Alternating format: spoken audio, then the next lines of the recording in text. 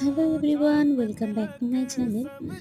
আজ নিয়ে চলে এসেছি একটু চটপটা রেসিপি।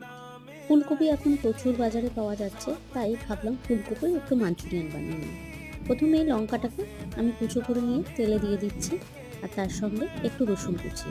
ফুলকপিটাকে আমি একটু ব্যাটার বানিয়ে কর্নফ্লাওয়ার, তার সঙ্গে একটু গুঁড়ো লঙ্কা, তার সঙ্গে নুন দিয়ে ওটাকে ভালো করে মাখিয়ে তেলে ভেজে নিয়েছিলাম, ডিমের মধ্যে ডিপ করবার পর।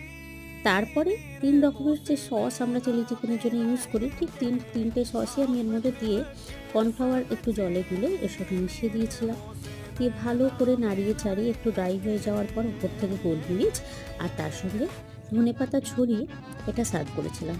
বিশ্বাস করো, এই শীতকালে রাতে রুটি, পরোটা কিংবা সন্ধ্যেবেলা স্ন্যাক্সের জন্য এটা এক একদম দারুণ একটা রেসিপি। তোমরা বাড়িতে অবশ্যই ট্রাই করো, কিন্তু ট্রাই করে আমায় জানিও